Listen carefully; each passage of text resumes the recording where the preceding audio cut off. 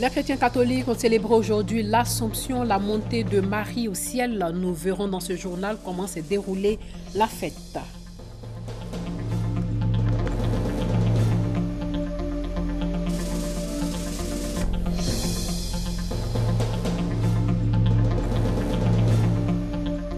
Un festival pour faire la promotion du pain baoulé, le Tchendan met en exergue l'identité vestimentaire et la cohésion sociale à Tiébissou, c'est dans le centre du pays.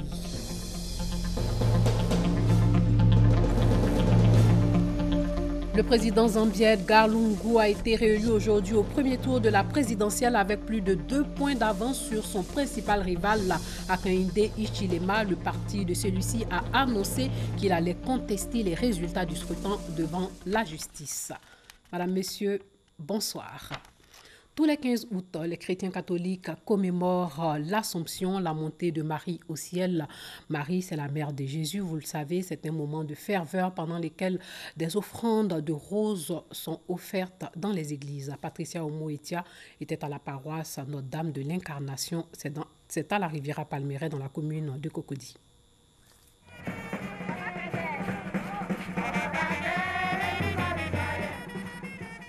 Procession mariale soutenue par des chants et des prières. Ferveur populaire ici à Notre-Dame de l'Incarnation. Les chrétiens célèbrent l'Assomption de Marie, c'est-à-dire sa montée au ciel. Une joie qui se manifeste par ce don de tiges de roses ou de bouquets de roses à la Vierge Marie.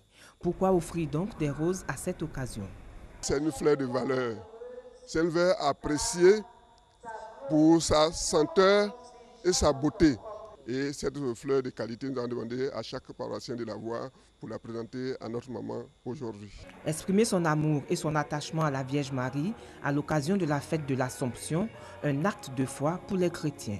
Cette femme pure, seule dans le monde, qui est portée corps et âme au ciel.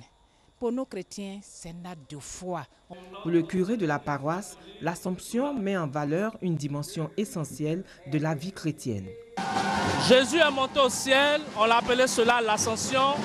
Aujourd'hui, la Vierge Marie monte et cela est appelé Assomption. Pourquoi? Tout simplement parce que Jésus est monté de lui-même. Jésus est monté de lui-même et c'est une montée active. Marie a été élevée. Voilà pourquoi pour Marie on parle de l'Assomption, parce que c'est une montée passive. C'est sous l'action et avec la volonté de Dieu que Marie est montée au ciel. C'est une manière de confier encore notre pays, la Côte d'Ivoire, à la Vierge Marie, à sa protection maternelle. Ce pays qui est à la recherche d'une réconciliation vraie et sincère. Les fêtes mariales ont pris place dans le calendrier liturgique progressivement dans l'histoire de l'Église. L'Assomption de la Vierge Marie est célébrée liturgiquement de manière solennelle le 15 août et s'accompagne de processions religieuses. À Lourdes, l'Assomption a été aussi célébrée. Là-bas, ce sont plus de 20 000 pèlerins qui se sont recueillis. Parmi eux, des Ivoiriens qui sont en France pour témoigner leur reconnaissance à la Vierge Marie et Jeanne Atoubi. Après 3 jours de présence dans les sanctuaires de Lourdes, ponctués de prières, d'enseignements et de recueillements, l'apothéose.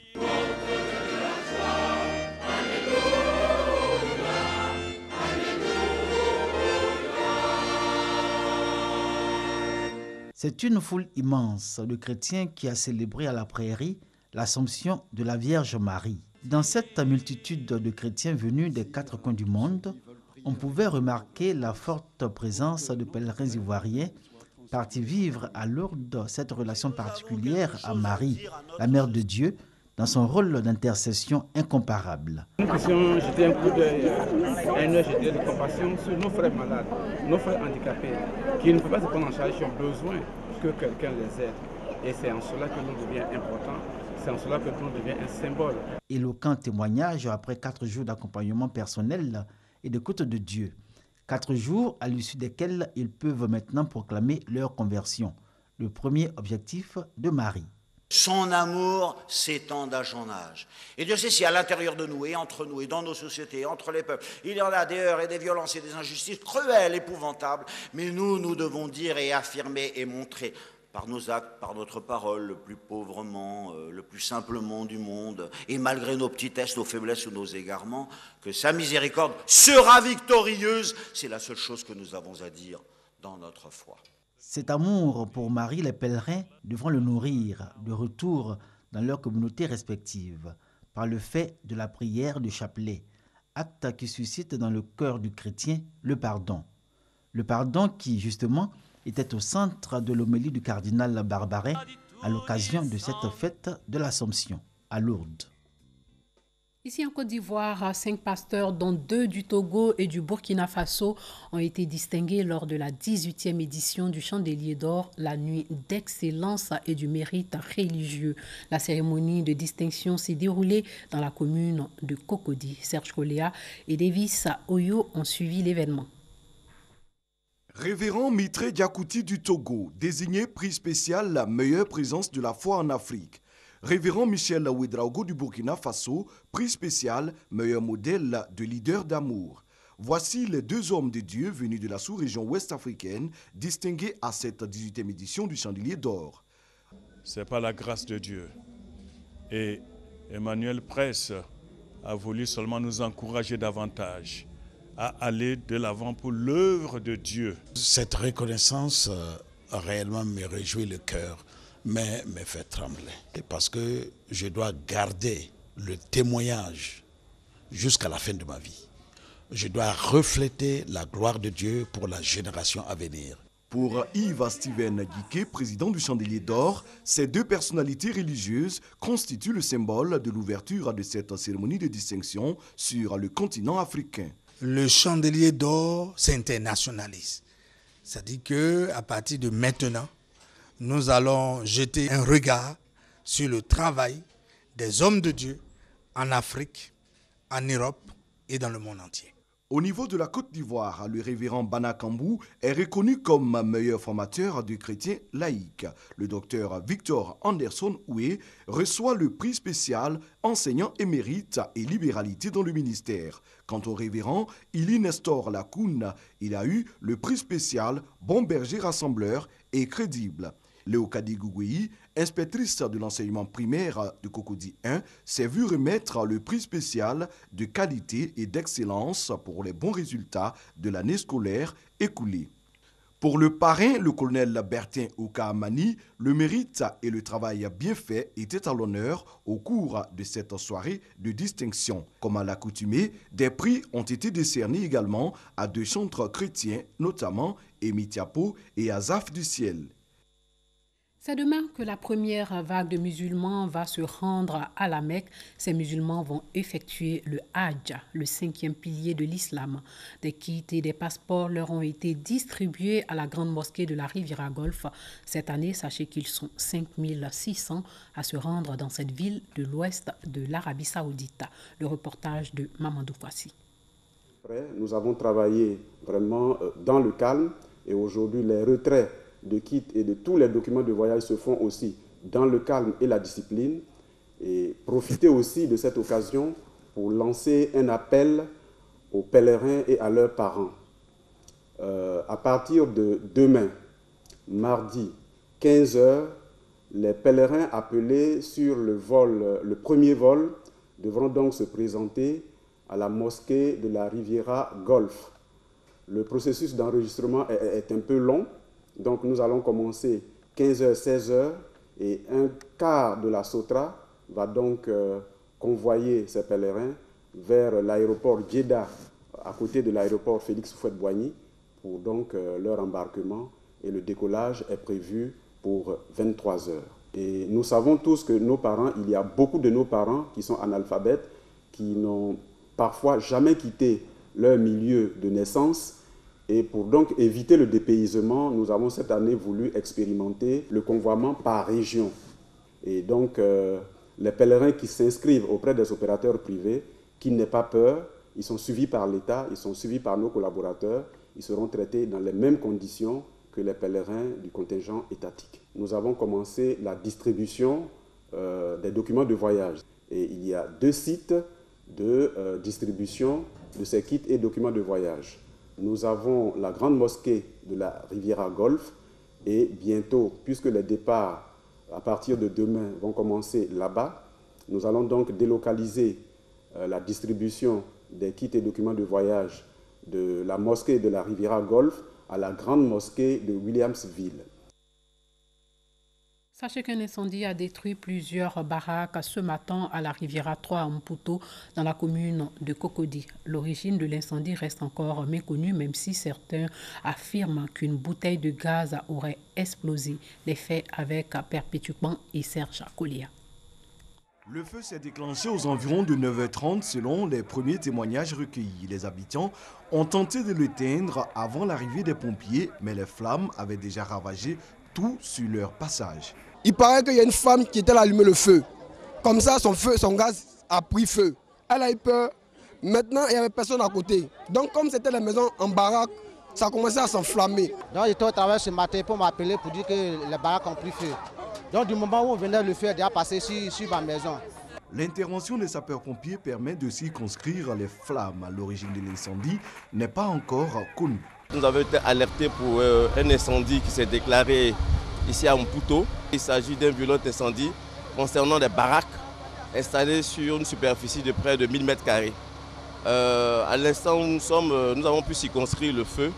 Et pour l'instant, nous n'avons pas encore déploré de perte en vie humaine. Aucune perte en vie humaine, mais toutes les baraques sont parties en fumée avec d'énormes dégâts matériels. 331 étudiants de la 26e promotion de l'INFAS de Boaké pourront bientôt exercer en tant qu'infirmiers, infirmières et sages-femmes. Ils ont participé à la cérémonie de port de blouse 7 mois après les cours académiques. Walter Amadou Ouattara. 331 élèves de la 26e promotion de l'Institut national de formation des agents de santé, INFAS Antenne de Boaké, ont fait leur entrée dans cet institut depuis janvier 2016. 7 mois après les cours académiques, ils portent solennellement la blouse blanche. Ce port de blouse symbolise la pureté, l'humilité, la persévérance et l'abnégation au travail. Par sa tenue vestimentaire, chaque infirmier, chaque sage-femme influence l'image professionnelle que la population a de notre collectivité. Les infirmiers et les sages-femmes ont tout à gagner en s'assurant que leur tenue vestimentaire reflète une image crédible de leur profession. Ces étudiants de l'INFAS feront 3 années de formation qui seront ponctuées par un examen de fin de cycle sanctionné par un diplôme d'État. Les autorités présentes et le parrain de la cérémonie ont prodigué des conseils aux étudiants. En tant que jeunes, nous devons marquer notre histoire, que nous devons prendre le travail au sérieux, que vous, étudiants, vous devez faire en sorte qu'au sorti de votre établissement, vous soyez toujours les meilleurs et que Madame la directrice fasse le témoignage un jour de ce que vous avez marqué positivement vos passages à l'INFAS de Boaké. Créée en 1988, l'INFAS de Boaké compte à ce jour 629 élèves infirmiers, infirmières et sages-femmes. Plusieurs personnes avaient été opérées gratuitement de la cataracte à Korogo dans le nord du pays grâce à une ONG. Quelques membres de cette organisation se sont rendus dans la ville pour voir comment se portent les patients. Après la 4e édition de sa campagne de lutte contre la cataracte et autres maladies liées à la vue dans le nord de la Côte d'Ivoire, l'ONG Sony Aignon procède au suivi des malades post-opération chirurgicale. Cette action s'inscrit dans le cadre de la prise en charge de l'accompagnement des personnes atteintes de la cataracte. Korogo, capitale de la région du Poro, des personnes qui souffraient des yeux sont ravies de recouvrer la vue. Je ne travaillais plus. C'est la maladie qui a fait que j'ai arrêté mes activités. Grâce à Suignon, je reprends mes activités. Je dis merci à Suignon. Avant, au moment où je roulais sur mon engin, je ne pouvais pas rouler. Il y avait des difficultés, donc j'étais obligé de garder l'engin dans la maison. Et puis marcher difficilement dans les rues à Korogo. Mais après l'opération, maintenant, j'arrive maintenant à rouler l'engin très facilement. Ce sont au total 294 patients qui ont pu bénéficier des différentes campagnes de lutte contre la cataracte initiées par l'ONG Sony Aignan. Les femmes porteuses de fistules obstétricales aussi vont bénéficier d'un plan de soutien et de prise en charge de cette pathologie, notamment dans l'ouest du pays. Cette fois-ci, ce n'est pas une ONG qui leur vient en aide, mais le gouvernement ivoirien et la CEDEAO. Eve Boué. La fistule obstétricale résulte d'un accouchement prolongé et difficile, sans intervention médicale rapide, entraînant une perte permanente d'urine ou de matière fécale. Les femmes atteintes de cette pathologie sont presque exclues de la société, abandonnées, sans moyens et sans soutien. Il y en a qui étaient considérées comme des sorcières dans leur village. Il y en a aussi qui étaient bannis dans leur famille. Je suis seule. Actuellement là, il n'y a personne qui va m'aider. C'est moi-même qui me défends pour payer habits, pour payer savon.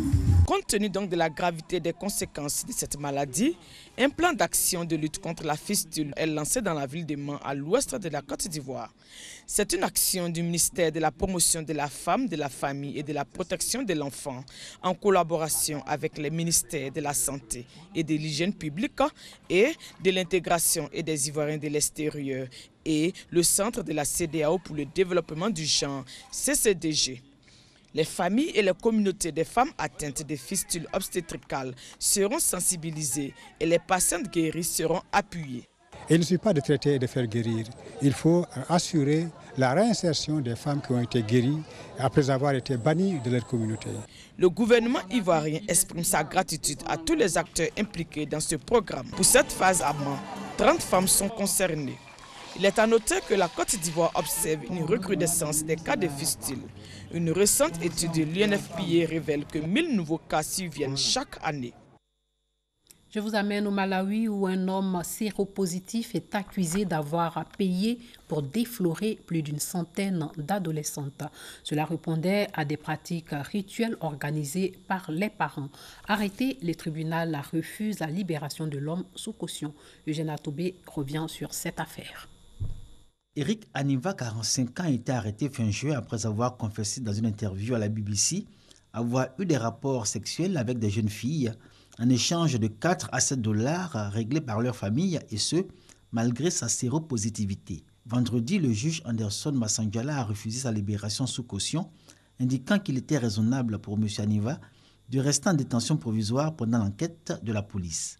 Selon une coutume locale pratiquée dans le sud du Malawi, des parents d'adolescentes embauchent un homme surnommé la hyène pour les déflorer après les premières règles, un rituel qui dure 3 jours. Cette pratique est censée apprendre aux jeunes filles à devenir de bonnes épouses et les protéger des maladies ou d'autres malheurs risquant de porter préjudice à leur famille ou leur village. Selon ses propres dires, M. Aniva aurait eu des rapports sexuels avec 104 jeunes filles, certaines ayant seulement 12 ans. Il avait été arrêté à la demande du président malawite Peter Mutharika. Après avoir fait cette terrible confession, l'homme qui a 2 épouses avait reconnu avoir eu des rapports non protégés, bien qu'il soit porteur du virus du sida. Il avait affirmé que la coutume lui interdisait d'utiliser des préservatifs. M. Aniva, originaire de Sanké au sud du Malawi, a comparu sans avocat, faute de moyens, devant le tribunal de cette ville pleine à craquer. S'il est reconnu coupable, il risque la prison à vie pour avoir eu des relations sexuelles avec des mineurs de moins de 16 ans. Son procès a débuté ce lundi. Retour en Côte d'Ivoire pour parler de la promotion du pagne baoulé à Thiébissou. La valeur de ce pagne a été mise en exergue lors du festival La Tchendan, le Tchendan qui a été célébré cette année à Bomi, un village à Baoulé dans le centre de la Côte d'Ivoire. Charles Tatou. Bomi, petit sous-groupe du peuple baoulé dans le département de Thiébissou, est très réputé dans le tissage de pagne traditionnel. Avec seulement 2 villages qui le composent, son don de tissage rejaillit sur bon nombre de villages de la région du Bélier. Ces villages en ont fait une véritable activité économique. Avec le festival Tchendan, les cadres des villages de Bomi œuvrent pour la promotion de cette valeur culturelle. Les tisserands d'ici sont très fortement organisés. Et vous voyez, quand il y a l'union, on apprend très rapidement des autres. Et donc, depuis 2 mois, 3 mois, Les tisserands de l'autre village se sont regroupés aussi en coopérative. C'est deux villages qui ne s'entendaient pas du tout, d'après ce qu'on m'a dit, mais alors pas du tout.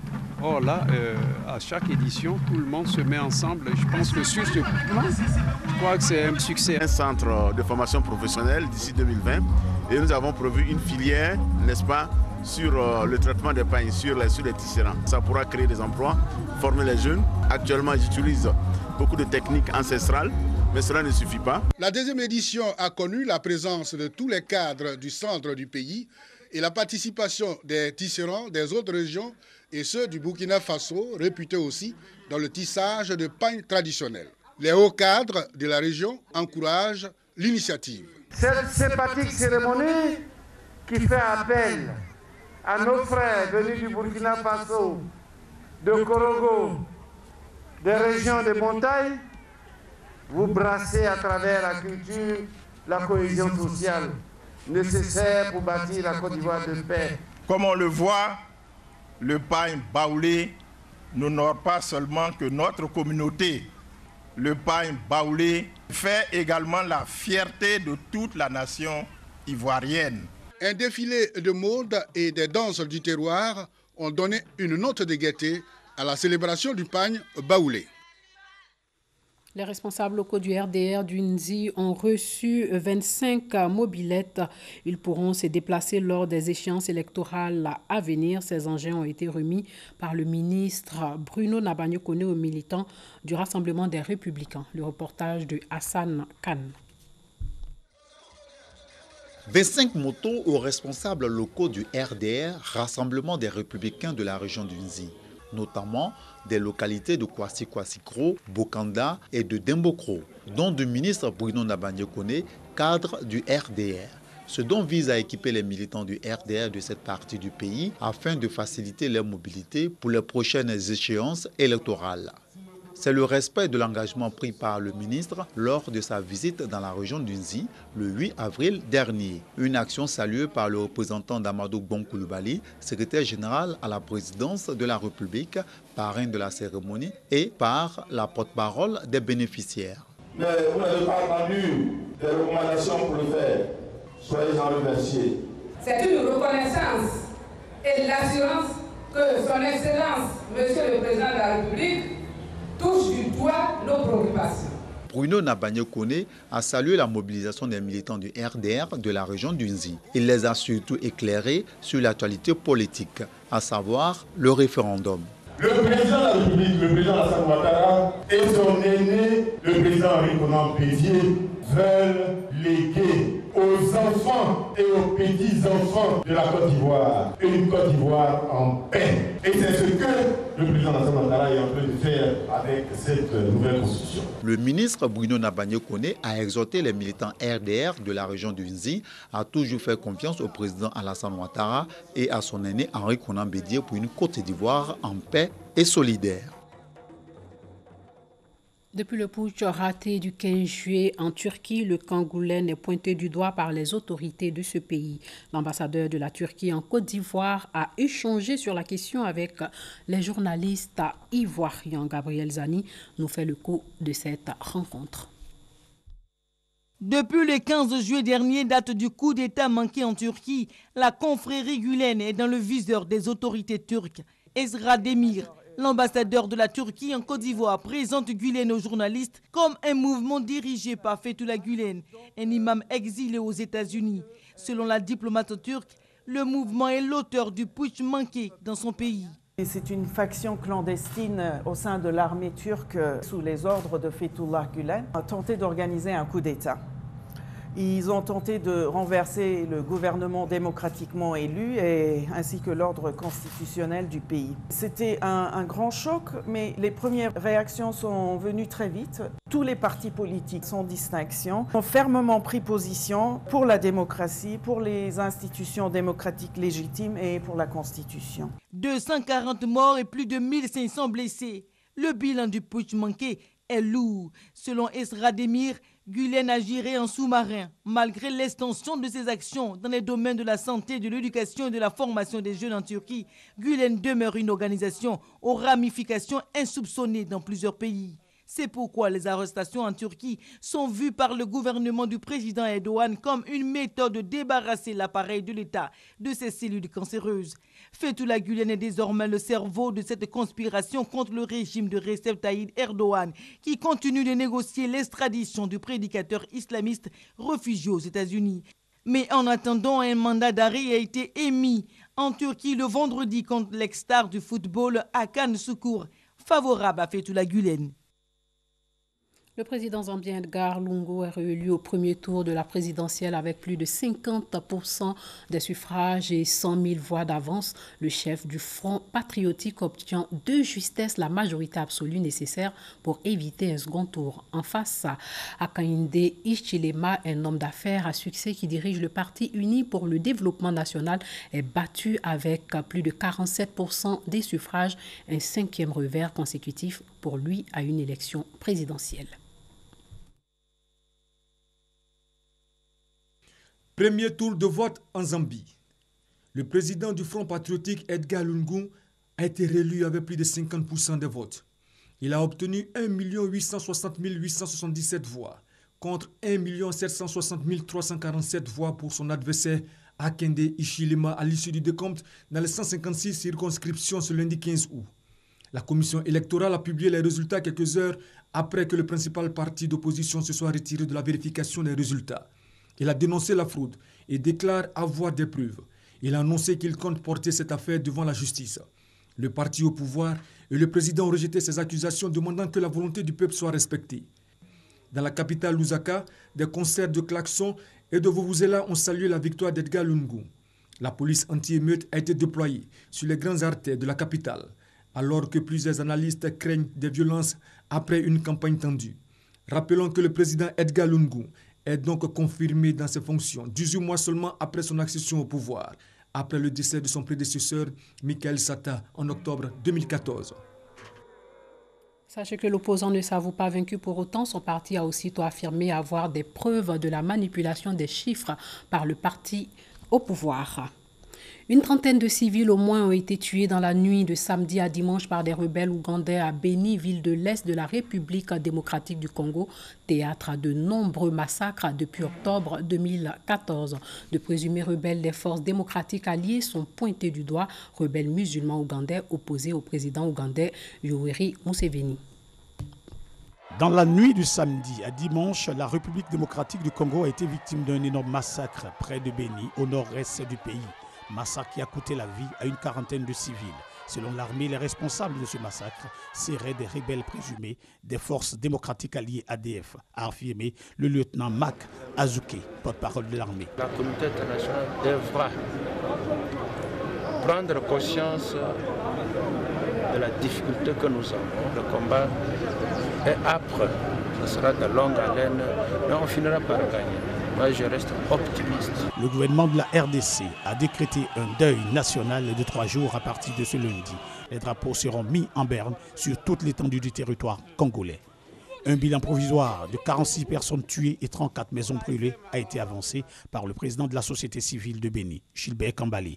À cet effet, une manifestation d'une centaine de personnes a eu lieu à Beni pour dénoncer cet acte. Ce massacre n'est pas le premier dans l'histoire de la ville de Beni. Elle a déjà été endeuillée en octobre 2014 par une série de massacres qui ont coûté la vie à plus de 600 civils. Aux États-Unis, depuis plusieurs jours, la Louisiane puis le Mississippi sont touchés par des inondations impressionnantes. Elles ont d'ailleurs fait au moins 3 morts. JO Rio 2016, sachez que Muriel Aouré et Marie-Josée Talou sont en demi-finale des 200 mètres qui se déroulera dans la nuit du mardi au mercredi. Croisons donc les doigts pour nos 2 sprinteuses. C'est tout pour ce soir. Merci de nous avoir suivis et portez-vous bien.